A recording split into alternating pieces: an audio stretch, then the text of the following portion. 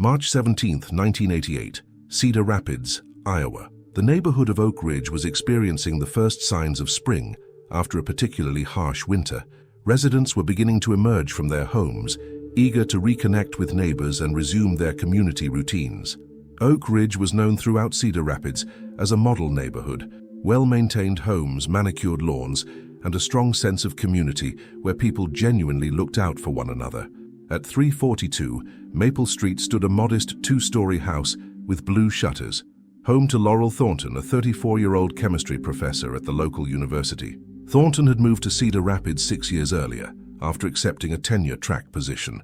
Though somewhat reserved, she was well respected by colleagues and students alike for her brilliant mind and unwavering dedication to scientific research. That Thursday morning began like any other. The neighborhood stirred to life as people left for work. Children boarded school buses, and the familiar rhythm of suburban life resumed. But by 7:45 a.m., this ordinary day would transform into one that would haunt Oak Ridge for decades. Margaret Weldon, a retired nurse who lived across the street, noticed something unusual. Thornton's front door stood slightly ajar despite the morning chill. Knowing her neighbor's meticulous nature, Weldon found this peculiar. Thornton's silver Honda was parked in the driveway, indicating she was home, yet there were no lights visible inside the house. After several unanswered knocks, Weldon's concern grew. She called out Thornton's name before cautiously stepping inside. What she discovered in the living room would forever alter the fabric of this peaceful community. Laurel Thornton lay on the floor beside her coffee table, unmoving. The scene appeared eerily undisturbed. No signs of struggle, no obvious trauma. If not for the unnatural stillness and the strange positioning of Thornton's body, one might have thought she had simply fallen asleep. Weldon, drawing on years of medical experience, checked for vital signs, but found none. She immediately called emergency services. Within minutes, police cruisers and an ambulance arrived, their flashing lights drawing neighbors from their homes. Word spread quickly through Oak Ridge as residents gathered in small clusters on their front lawns, watching in disbelief as crime scene tape cordoned off Thornton's property. Detective Mitch Hartman arrived at 8:32 a.m. At 41, Hartman was a seasoned investigator with the Cedar Rapids Police Department, known for his methodical approach and attention to detail. As he approached the scene, he noted the absence of forced entry, the organized state of the home, and the lack of obvious motive. The initial examination revealed Thornton had died from asphyxiation. The medical examiner estimated time of death between 10 p.m. and midnight the previous evening. There were faint bruises on her neck, suggesting manual strangulation, but the perpetrator had been careful. The marks were minimal, indicating controlled, deliberate pressure rather than a crime of passion. What puzzled investigators most was the pristine nature of the crime scene. The house revealed no evidence of robbery.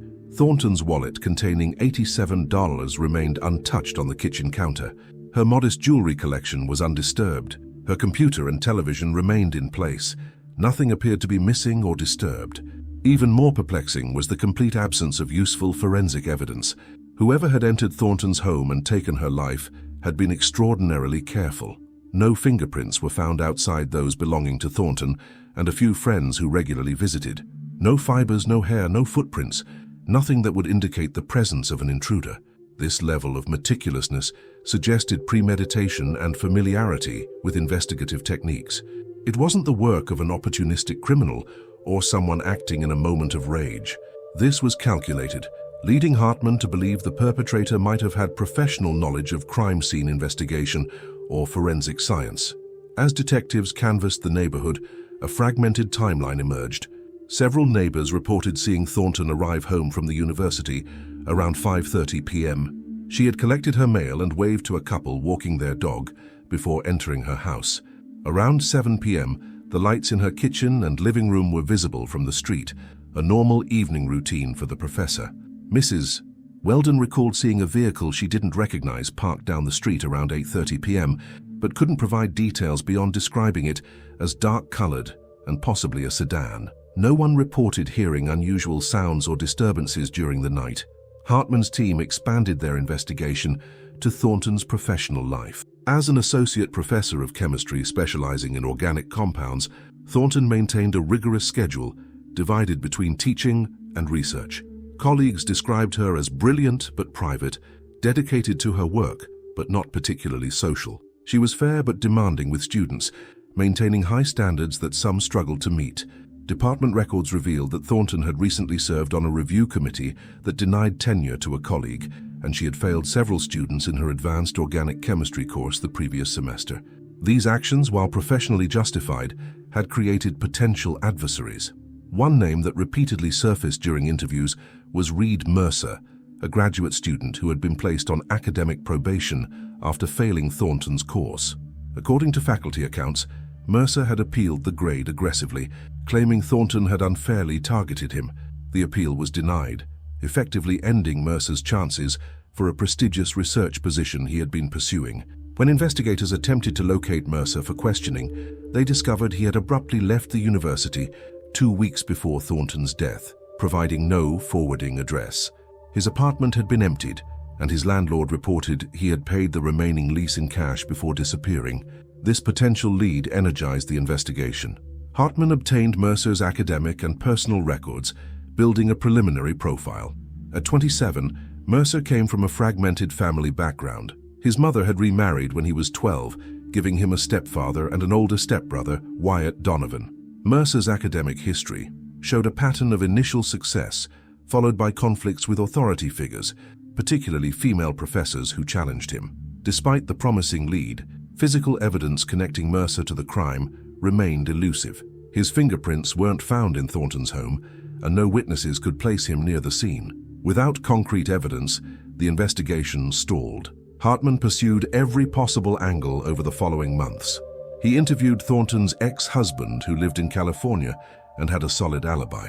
He investigated her research, wondering if her work with certain chemical compounds might have made her a target of industrial espionage. He explored the possibility of a random act of violence, though the crime scene contradicted this theory. The case consumed Hartman. He kept Thornton's photograph on his desk, a daily reminder of his promise to her elderly parents that he would find their daughter's killer. But as weeks turned to months with no breakthrough, pressure mounted from department leadership to allocate resources to more solvable cases. 6 months after Laurel Thornton's death, with all leads exhausted and no new evidence emerging, the case was officially classified as inactive. Hartman was reassigned, though he continued to review the file during off hours, convinced he had missed something crucial. The residents of Oak Ridge gradually adjusted to a new normal, though the unsolved murder left an indelible mark on the community. Security systems were installed, neighborhood watch programs established, and the trusting atmosphere that had once defined Oak Ridge was replaced by cautious vigilance. The house with blue shutters at 342 Maple Street remained empty for years, a silent monument to the unsolved mystery. Eventually, it was sold at a significantly reduced price to a family new to Cedar Rapids, unaware of its history. As 1988 gave way to 1989, and then to the 1990s, the case of Laurel Thornton faded from public consciousness, becoming just another folder in the growing archive of unsolved crimes. Detective Hartman eventually retired, carrying the weight of this unresolved case with him. For nearly 4 decades, the truth of what happened that March night remained buried, the killer's identity protected by time and meticulous planning. The perfect crime, it seemed, had been committed in the quiet neighborhood of Oak Ridge. But perfection, like all things, has its flaws. And sometimes, the smallest oversight can unravel the most carefully constructed plans, even after 37 years of silence. As Cedar Rapids moved into a new century, the truth about what happened to Laurel Thornton would finally emerge from the shadows, beginning with a chance discovery that would reopen wounds long thought healed. January 15, 2025. A heavy snowfall blanketed Cedar Rapids as Lieutenant Blake Emerson made his way through the basement archives of the police department. At 38, Emerson was relatively new to Cedar Rapids, having transferred from the Chicago Police Department 8 months earlier.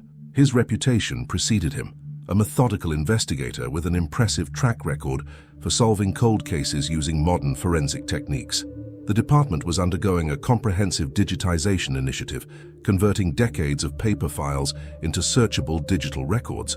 Emerson had volunteered to oversee the project, recognizing it as an opportunity to familiarize himself with the city's criminal history. The basement archives, largely untouched for years, contained thousands of case files stored in metal cabinets and cardboard boxes. As Emerson sorted through a section of files from the late 1980s, A faded manila folder labeled Thornton L. 3, 17-88 caught his attention. Something about the folder was different. It was thicker than most, suggesting a substantial investigation, yet it bore the distinctive red stamp indicating an unsolved case. Opening the folder, Emerson found himself looking at the photograph of a woman with intelligent eyes and a reserved smile. Laurel Thornton's case file was meticulously organized, indicative of a thorough investigation. The detective's notes, crime scene photographs, interview transcripts, all reflected a level of detail that spoke to the investigator's dedication. "You must have really gotten under someone's skin, Detective Hartman," Emerson murmured as he reviewed the case notes. The final entry in the file, dated September 22, 1988, contained Hartman's reluctant acknowledgement that the case was being classified as inactive due to lack of evidence, despite his objections. A handwritten note in the margin read simply, "Something isn't right about Mercer. Need more time." What truly captured Emerson's attention, however, was a reference to evidence box Wanger T88437, which contained items collected from the crime scene. According to the log, the box should have been stored in the department's evidence locker. Curiosity piqued, Emerson decided to locate the physical evidence. The evidence room was a secure, climate-controlled space in another section of the basement. With proper authorization, Emerson began searching the shelves for box T88437. He found it tucked away in a corner, a layer of dust, suggesting it hadn't been handled in years. Inside the box, Emerson found bagged and labeled items: Thornton's clothing, soil samples from outside her home, fibers from her living room carpet, and several fingerprint cards. Everything appeared to match the inventory list, except for one item. In the bottom corner of the box sat a small evidence bag containing what appeared to be a fabric swatch, approximately 2 inches square. The label indicated it had been found caught on Thornton's watch clasp. What made this discovery significant was the notation on the evidence log: "Sample never submitted for analysis. Backlog at State Lab. Resubmit when capacity available." Emerson examined the fabric sample through the clear plastic bag. It was dark blue, possibly denim or canvas, with a tiny speck of what might have been dried blood. In 1988, DNA testing was in its infancy, expensive and time-consuming. Many departments faced significant backlogs for forensic testing, forcing detectives to prioritize evidence based on immediate investigative value. This sample, apparently deemed low priority, had never been analyzed. 37 years in a box, Emerson said to himself. Let's see what stories you have to tell. The following morning, Emerson brought the discovery to his captain, arguing for resources to reopen the Thornton case based on the unprocessed evidence. Captain Sandra Morris, a 26-year veteran of the department, remembered the case. "Hartman never let this one go," she told Emerson. "Even after retirement, he'd call every year on the anniversary, asking if there were any new leads. Died still believing it could be solved." With Morris's approval, Emerson submitted the fabric sample to the department's now state-of-the-art forensic lab. Modern DNA extraction techniques could potentially recover viable genetic material from even this small, decades-old sample. While waiting for results, Emerson immersed himself in the case, reviewing every document, photograph, and interview transcript. He focused particularly on Reed Mercer, the graduate student who had disappeared shortly before Thornton's murder. The file contained limited information. Mercer had seemingly vanished after leaving the university. His last known address was an apartment in Des Moines, but investigators at the time had found no trace of him there. Emerson began reconstructing Mercer's life using contemporary resources unavailable to Hartman in 1988. Digital records revealed that a Reed Mercer had obtained a driver's license in Montana in 1989, which expired in 1993 without renewal. After that, the trail went cold. No tax records, no property ownership, no documented employment under that name. "People don't just disappear," Emerson muttered as he stared at his computer screen. "They transform." 3 weeks after submitting the fabric sample, forensic scientist Layla Patel requested a meeting with Emerson. Her expression as he entered the lab suggested significant findings. "We got lucky, Lieutenant," Patel explained, pointing to her computer screen displaying a complex genetic profile. The sample contained degraded but usable DNA, not a complete profile, but enough markers for a comparative analysis. When Emerson asked about potential matches in the National DNA Database, Patel shook her head. "No direct matches, but..." She paused for effect. "We did get a familial match. Familial DNA matching, a technique developed years after Thornton's murder, allowed investigators to identify biological relatives of an unknown subject. The system had flagged a partial match with an individual named Wyatt Donovan, indicating a possible close relative relationship with the DNA source.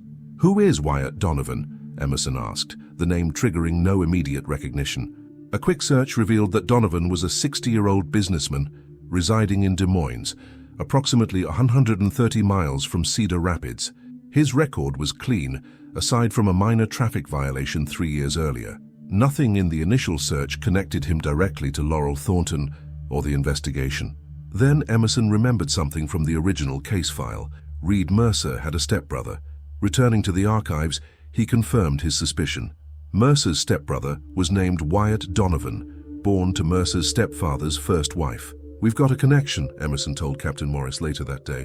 The DNA on Thornton's watch clasp shows familial ties to Mercer's stepbrother. It's not concrete proof, but it's enough to justify reopening the case.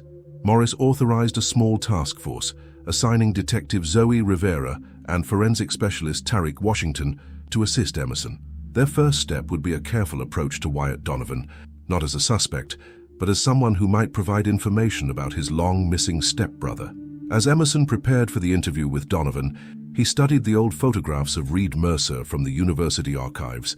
A thin-faced young man with intense eyes stared back at him. Something about that gaze, calculating, resentful, seemed to confirm Detective Hartman's decades-old suspicion. "What happened to you, Reed Mercer?" Emerson wondered aloud. "Where have you been hiding for 37 years? The answer to that question would soon unravel a decades-old mystery and reveal how a momentary oversight, a small piece of fabric caught on a watch clasp, could be the thread that unraveled the perfect crime. As Emerson and his team prepared to drive to Des Moines the following morning, none of them realized they were about to uncover connections far more complex than they imagined, connections that would lead them through a labyrinth of deception spanning nearly 4 decades. January 28, 2025. The drive to Des Moines took longer than expected due to lingering snow on the interstate. Lieutenant Emerson and Detective Rivera arrived at the headquarters of Donovan Enterprises shortly after 10 a.m. The sleek glass building in downtown Des Moines housed one of Iowa's most successful commercial real estate development companies. Wyatt Donovan had agreed to the meeting, though his assistant had made it clear that Mr. Donovan's schedule could only accommodate a 30-minute conversation. The detectives were escorted to a corner office on the 12th floor, where floor-to-ceiling windows offered panoramic views of the city.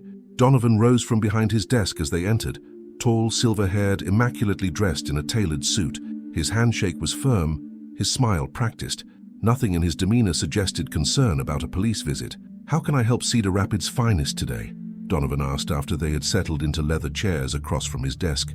Emerson kept the initial conversation deliberately vague, mentioning only that they were investigating a cold case from 1988 and believed Donovan might have information that could assist them. He observed Donovan carefully, looking for any reaction to the year mentioned. 1988, Donovan repeated thoughtfully. "That was a lifetime ago. I was just starting in commercial real estate back then. We're actually interested in your stepbrother, Reed Mercer," Rivera interjected, watching Donovan's expression closely. "We understand you two were family." A flicker of something, surprise perhaps, or wariness, crossed Donovan's face before his composed expression returned. "Reed? I haven't heard that name in decades. We weren't particularly close. Different mothers, different lives. May I ask what this is about?" "A homicide investigation," Emerson replied, noting how Donovan's posture subtly stiffened. "A professor named Laurel Thornton was murdered in Cedar Rapids in March 1988. Your stepbrother was a person of interest who disappeared around that time." Donovan leaned back in his chair, his expression thoughtful. "I vaguely remember hearing something about that. Reed was studying chemistry or something similar, but we lost touch after he left Iowa. Last I heard, he'd moved west, Montana or Wyoming perhaps." "When was the last time you had contact with him?" Rivera asked. "Christmas 1987, I believe, a brief phone call. Reed wasn't one for family connections." Donovan glanced at his watch. "I'm afraid I don't see how I can help with your investigation. As I said, we weren't close." Emerson decided it was time to reveal more. "Mr.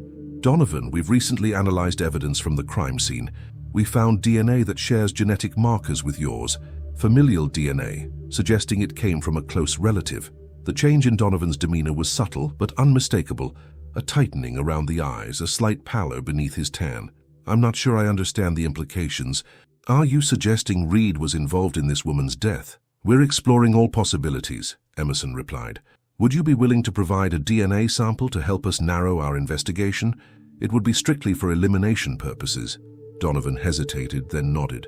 "Of course, anything to help. But I should probably have my attorney present for that process." He reached for his phone. "Let me have my assistant schedule something for later this week." As they left Donovan Enterprises, Rivera voiced what Emerson was thinking. He was too composed, too cooperative, almost like he was expecting this conversation someday.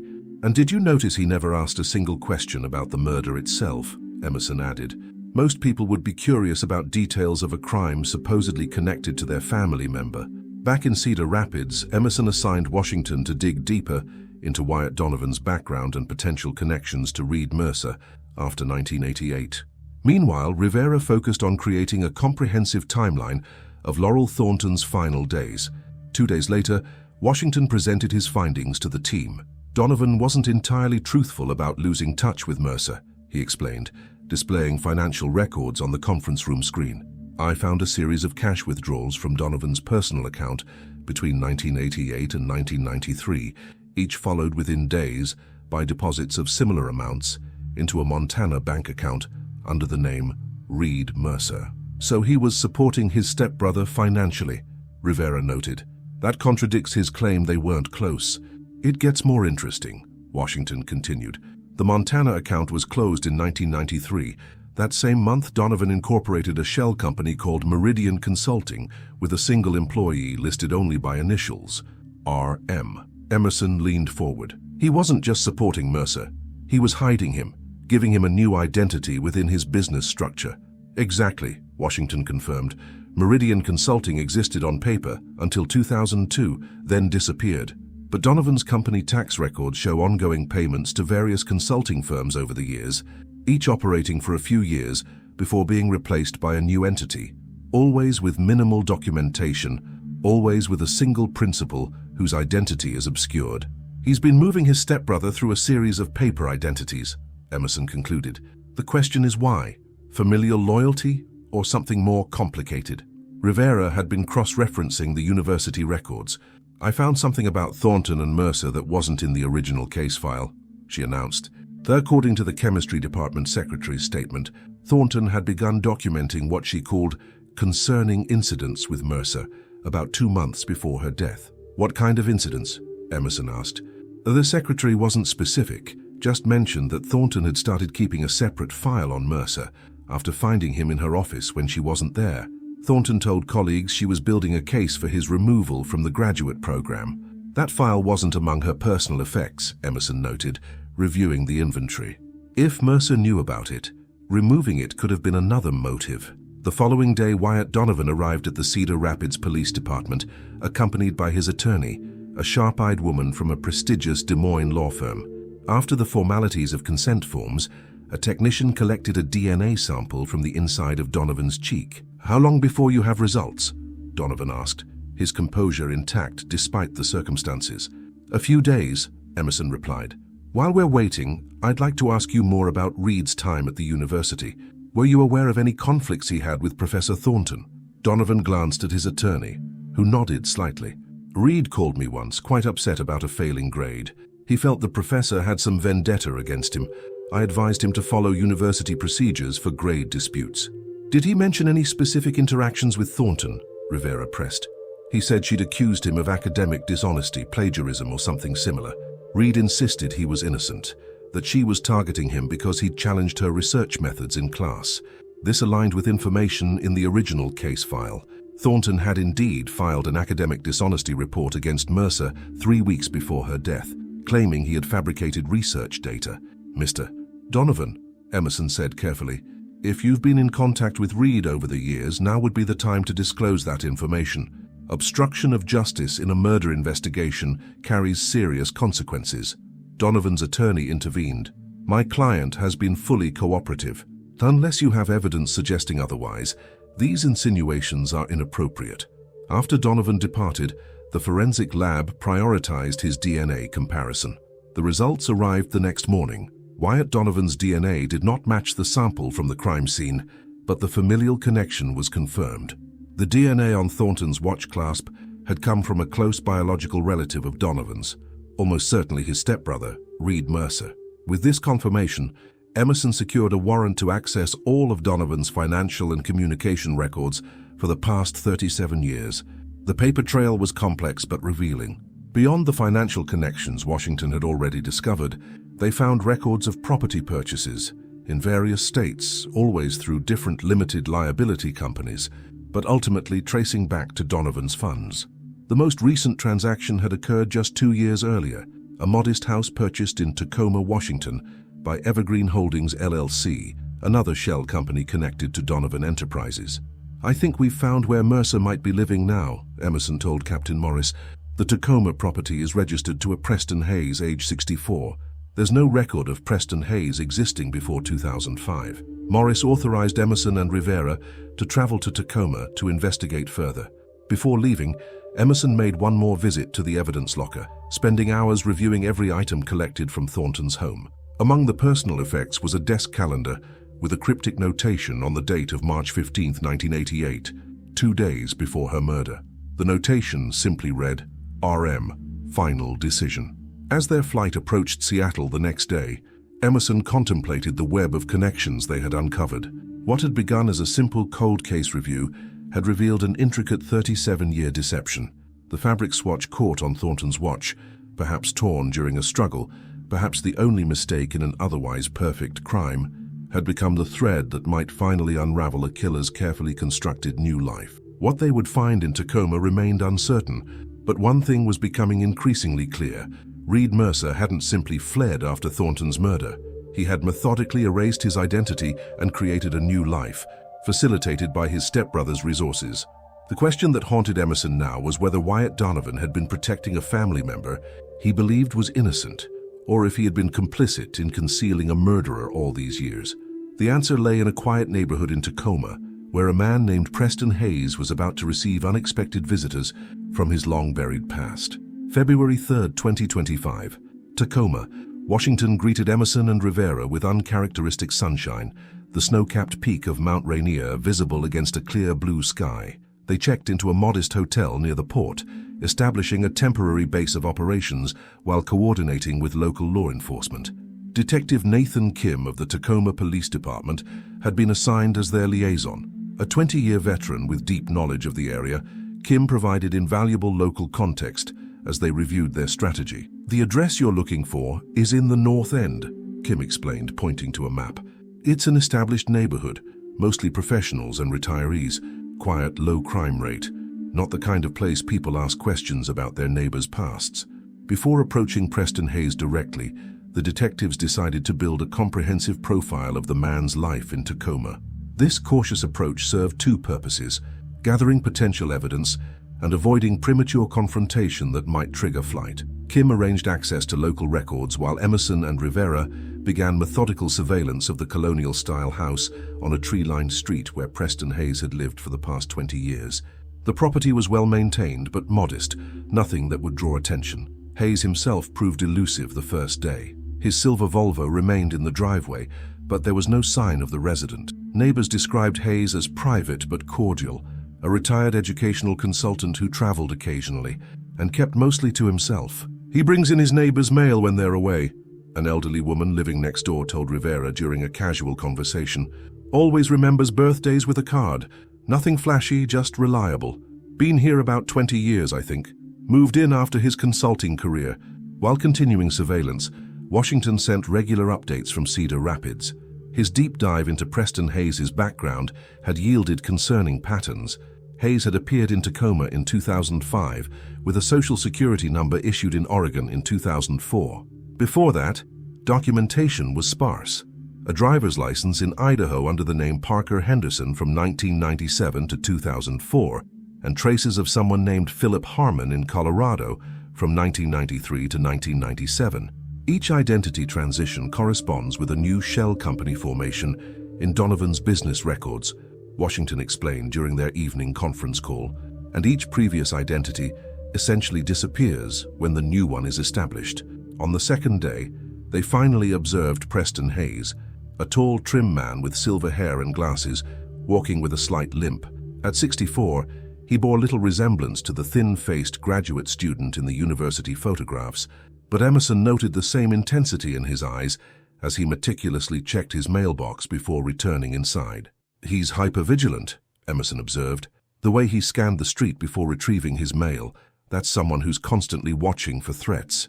With Hayes now confirmed at the residence, the team accelerated their background investigation. Detective Kim accessed local employment and medical records, revealing that Hayes had worked remotely as an educational consultant for several private schools across the country. His medical records showed treatment for hypertension and a knee injury sustained 5 years earlier, but nothing else significant. The most revealing information came from Washington's continued investigation in Iowa. He had located 3 former administrative assistants who had worked at the university during Mercer's time as a graduate student. The first 2 provided general information, Washington reported, but the third, Eleanor Winters, had specific recollections. She described Mercer as brilliantly manipulative, charming to those in positions of authority, particularly male professors, but displaying a completely different demeanor with female faculty members who challenged him. According to Winters, Mercer had been involved in disputes with 2 other female professors before Thornton. In both cases, he had filed formal complaints against them, claiming discrimination. While both complaints were eventually dismissed, one professor had chosen to leave the university rather than continue dealing with what she described as Mercer's psychological warfare. Winters said something else interesting, Washington continued. After the second complaint, she overheard Mercer telling another student that there are better ways to deal with obstacles. When the student asked what he meant, Mercer just smiled and said, "The most effective solutions leave no evidence." This pattern of behavior extended beyond academia. With the timeline of Mercer's assumed identities now established, Rivera began tracking his employment history under each name. A disturbing pattern emerged. In each location, under each identity, there were incidents involving women in positions of authority.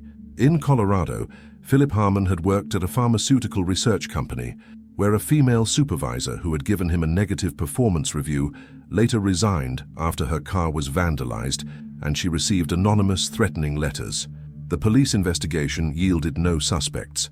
In Idaho, Parker Henderson had been employed by a private high school until a female department head reported finding him examining confidential student files in her office after hours.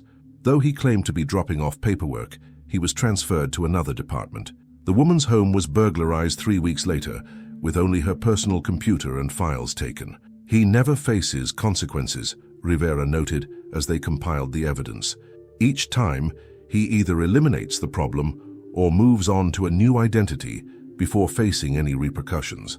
The most concerning discovery came from Hayes' time in Tacoma. 7 years earlier, he had served on a community board with a woman named Vanessa Chen, a local attorney. According to meeting minutes, Chen had opposed Hayes' proposal for allocating neighborhood improvement funds.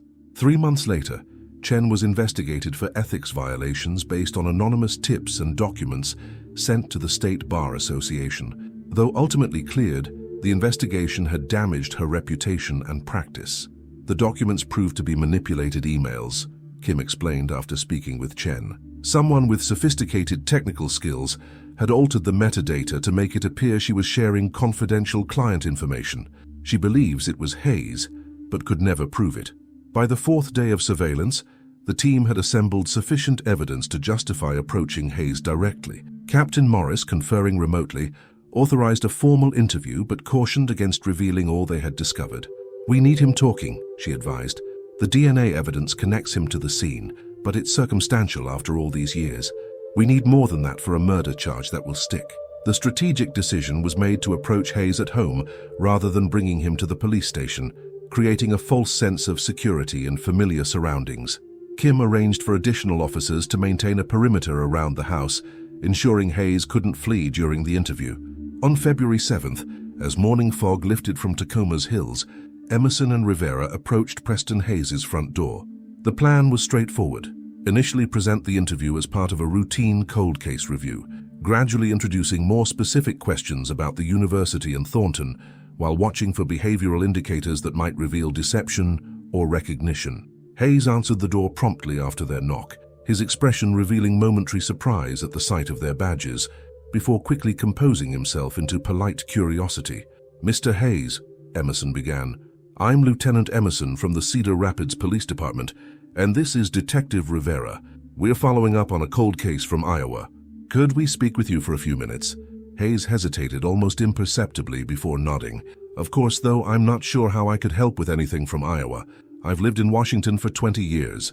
He invited them into a meticulously organized living room, bookshelves lined with academic texts, furniture arranged with geometric precision, surfaces free of dust or clutter. Emerson noted the absence of personal photographs or mementos, the kind of items most people accumulated throughout their lives. The house felt more like a carefully constructed stage set than a home. As Hayes offered them coffee from a gleaming chrome machine, Emerson observed his movements, controlled, deliberate, each action executed with economy of motion. This was a man accustomed to precise calculation in everything he did. "Mr. Hayes," Rivera began as they settled into chairs, "we're reviewing unsolved cases from the 1980s using modern forensic techniques. One case involves a homicide at the University of Iowa in 1988. Did you attend or work at any Iowa educational institutions during that time?" Hayes maintained a neutral expression. "No, I'm afraid not. My background is in educational consulting, primarily in the western states. I've never worked in Iowa." The lie was delivered smoothly, without physiological indicators of stress. Emerson realized they were dealing with someone who had spent decades perfecting his deception, a man who had constructed not just a new identity, but an entirely new reality. "That's interesting," Emerson replied casually, "because we have records indicating you completed undergraduate studies at Northwestern before attending graduate programs in Iowa." A flicker of tension appeared at the corner of Hayes's eye, the first crack in his composed facade. "I believe there must be some confusion. Perhaps you're looking for someone with a similar name." Rivera removed a photograph from her folder, Laurel Thornton's faculty portrait.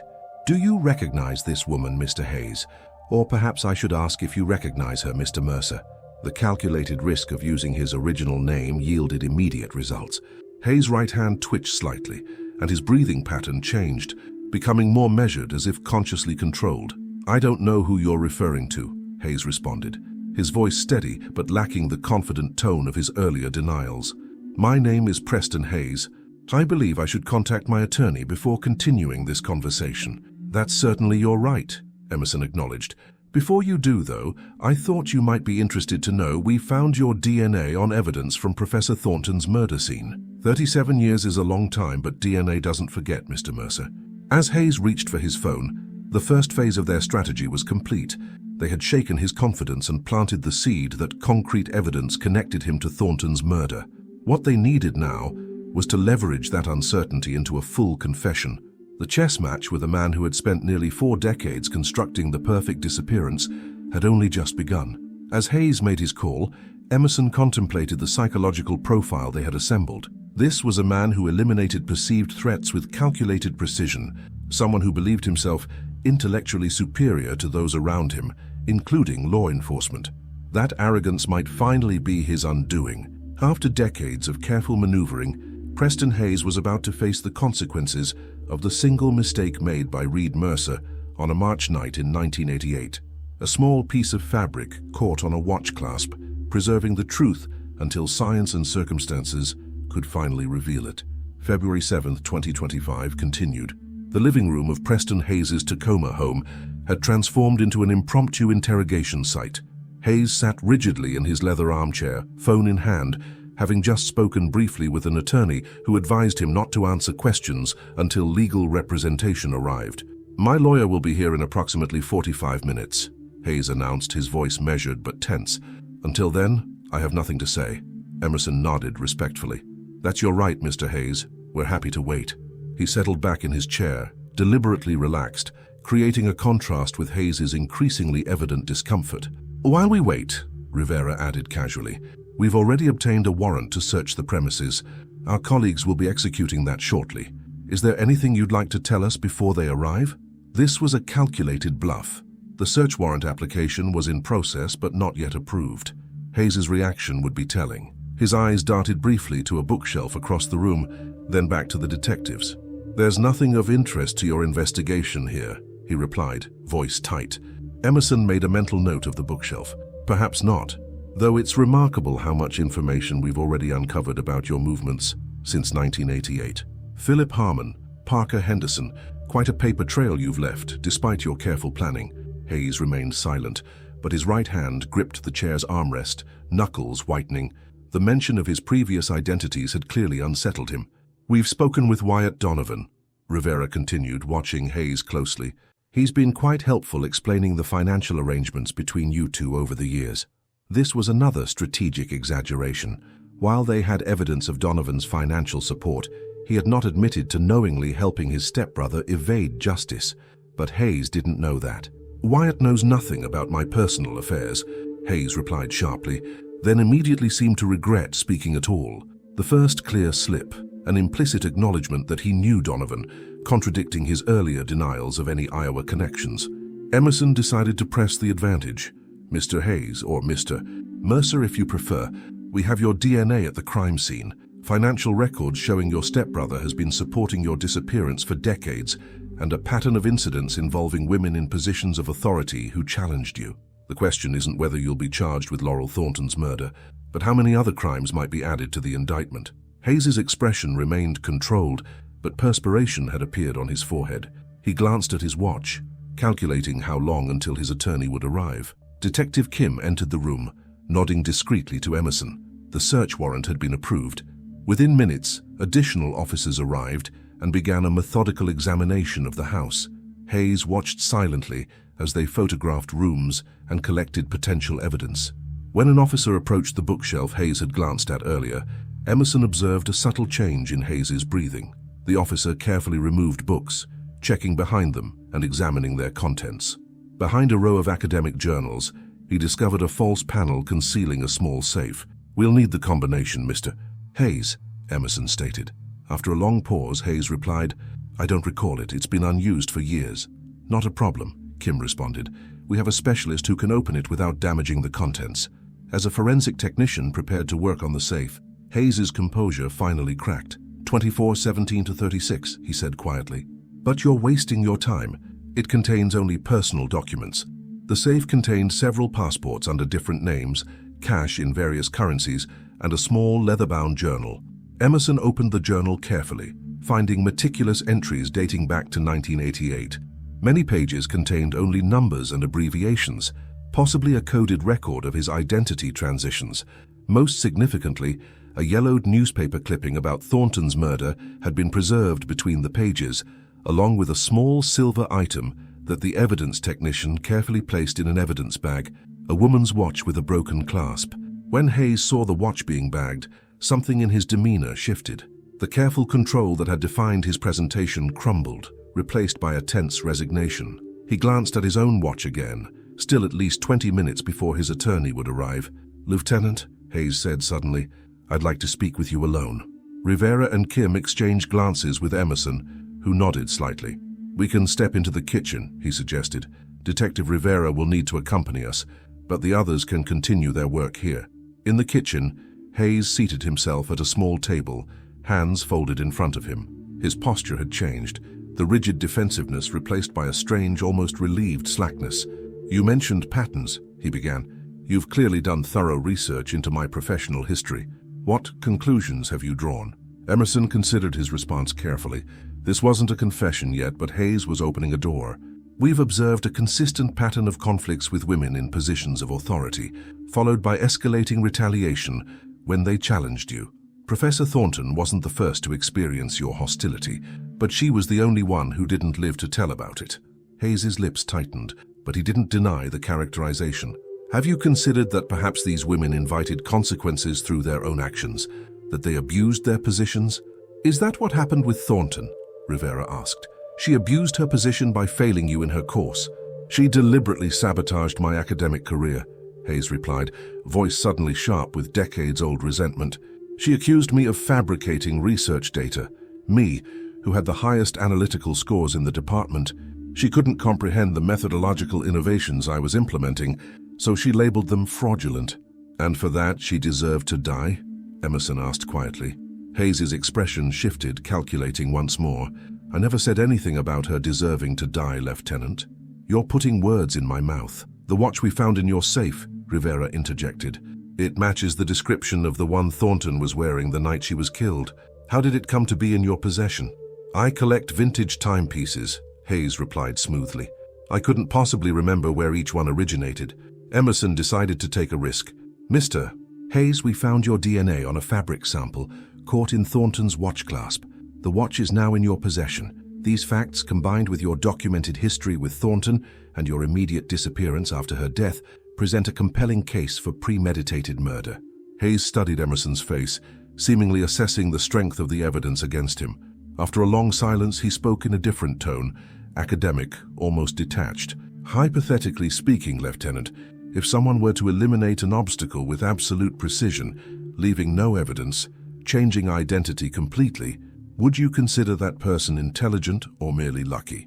I'd say intelligence without wisdom often leads to a single critical mistake, Emerson replied.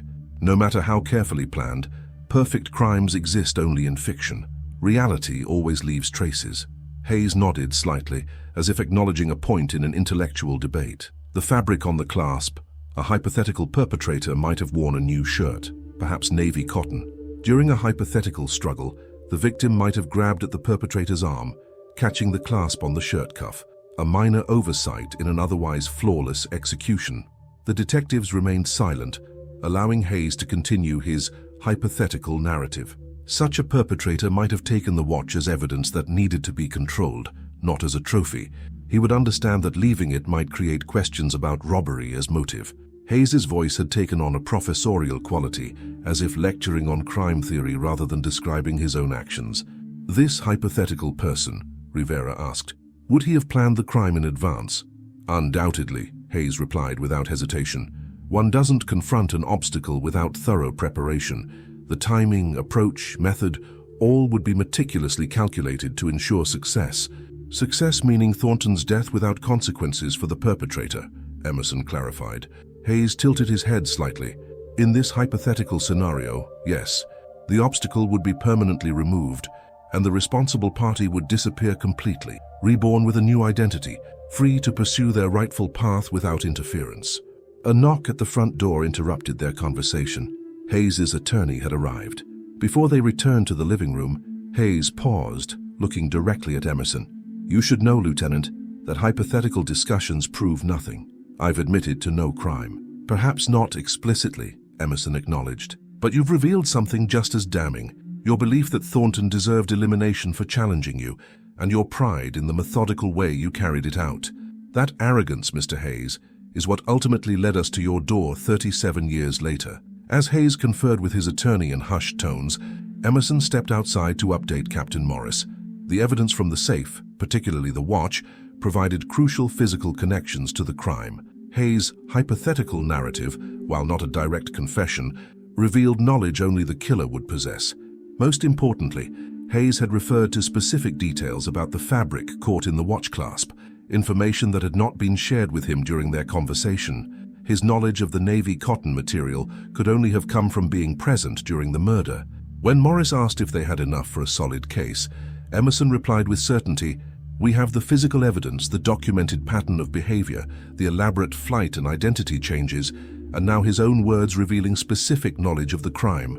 After 37 years, Reed Mercer is finally going to face justice for Laurel Thornton's murder." Later that evening, as Preston Hayes was formally arrested and processed for extradition to Iowa, Emerson reflected on how a small piece of fabric, overlooked and untested for decades, had ultimately unraveled the carefully constructed life of a killer who had believed himself too intelligent to be caught. The perfect crime had never existed. It had merely been waiting for science, circumstance, and determined investigators to reveal the truth concealed within its only flaw. May 12, 2025. The Cedar Rapids Justice Center hummed with unusual activity. After 3 months of legal maneuvering, evidence processing, and intensive preparation, the trial of Reed Mercer, still legally referred to as Preston Hayes in court documents, was about to begin.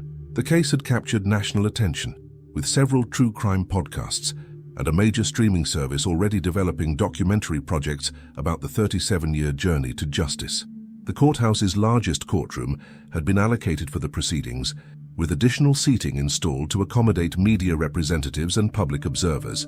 By 8:00 a.m., a line had formed outside the building, composed of curious locals, true crime enthusiasts, and former students and colleagues of Laurel Thornton, who had traveled from across the country to witness the culmination of a case that had haunted Cedar Rapids for decades. Lieutenant Emerson arrived early, reviewing his notes one final time before meeting with District Attorney Victoria Reeves in a small conference room adjacent to the courtroom. At 42, Reeves had established a reputation as one of Iowa's most formidable prosecutors, with a particular passion for cold cases. She had personally handled the grand jury presentation that resulted in Mercer's indictment for first-degree murder. The defense filed another motion to suppress the DNA evidence this morning, Reeves informed Emerson, sliding a document across the table. Judge Kaplan denied it, as expected. They're grasping at straws, claiming improper evidence storage procedures from 1988 created contamination risks. Our forensic team has thoroughly documented the chain of custody, Emerson replied. The evidence bag was properly sealed and had never been opened until our recent testing. The defense knows they can't credibly challenge the science.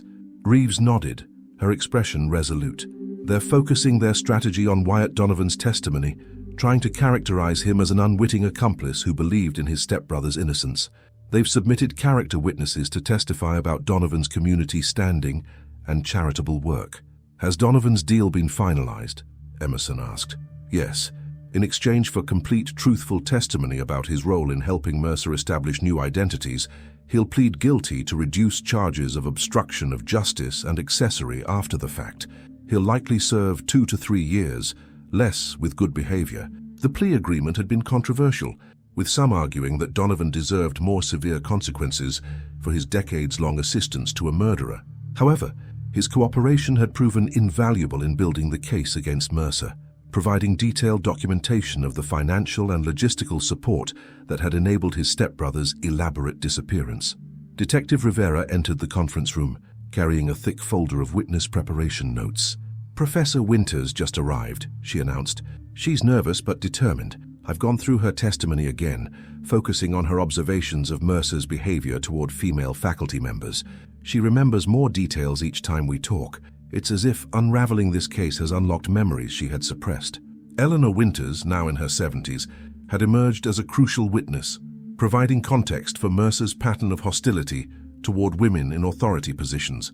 Her testimony would help establish the premeditated nature of Thornton's murder, countering defense arguments that the killing might have occurred during a spontaneous confrontation.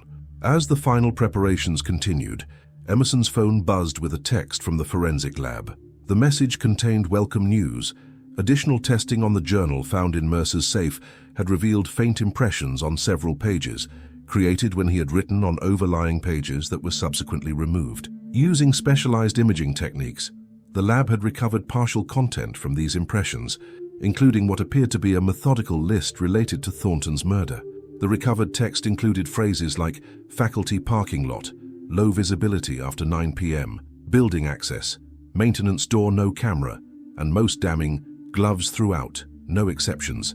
This new evidence would further undermine defense claims that the killing was unplanned.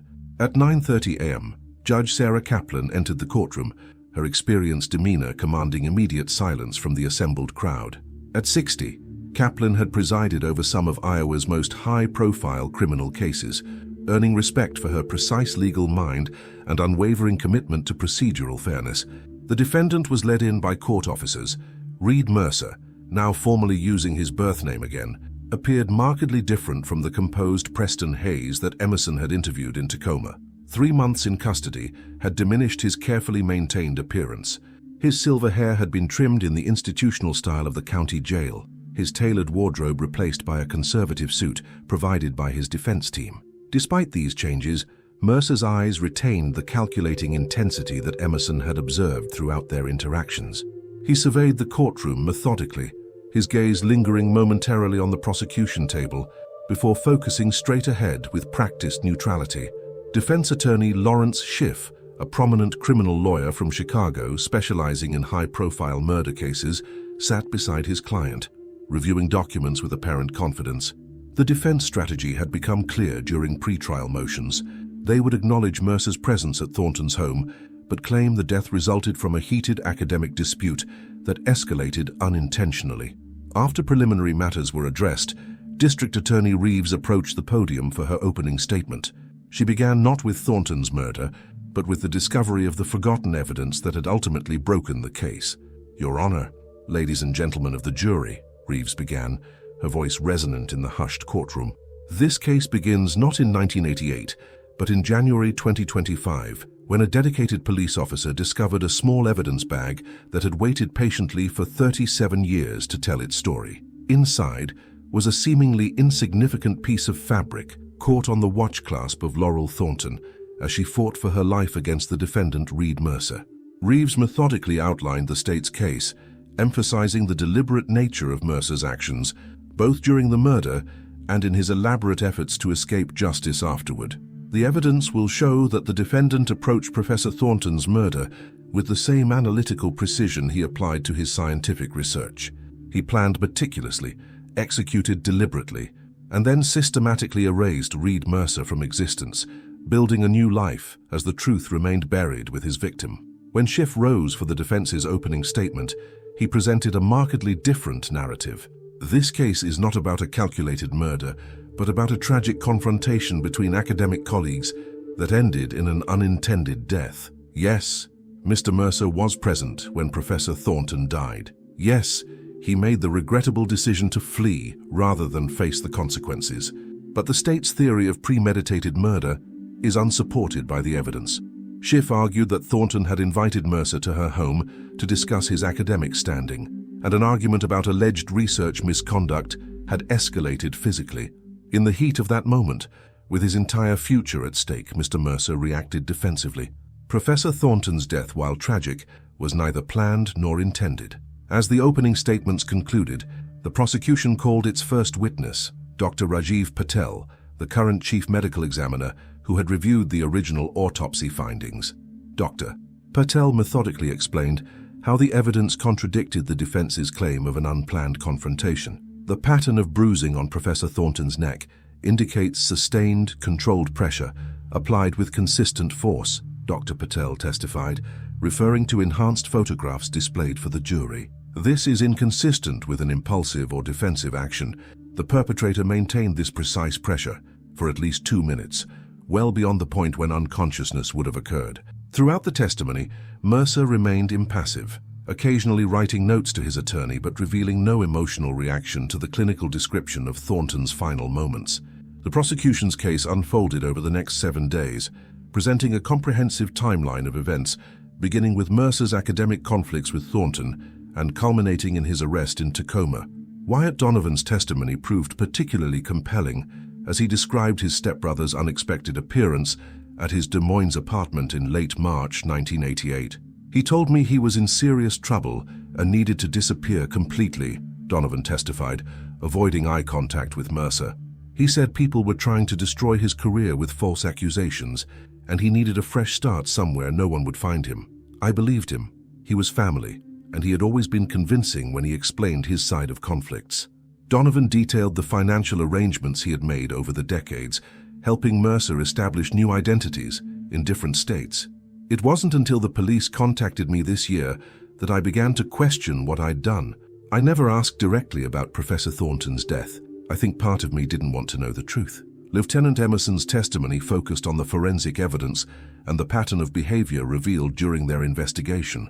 He described the fabric sample that had broken the case, the journal recovered from Mercer's safe, and most significantly, the hypothetical narrative Mercer had provided during their kitchen conversation in Tacoma.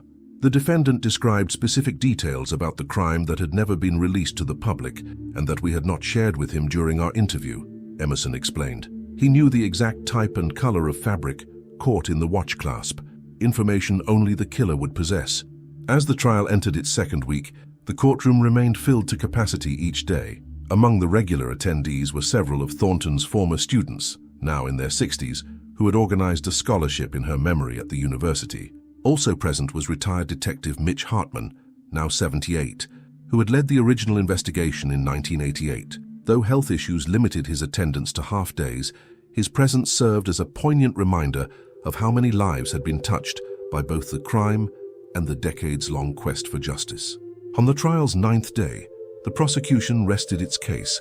The defense began presenting its arguments the following morning, calling character witnesses from Mercer's life as Preston Hayes and expert witnesses who questioned aspects of the forensic evidence.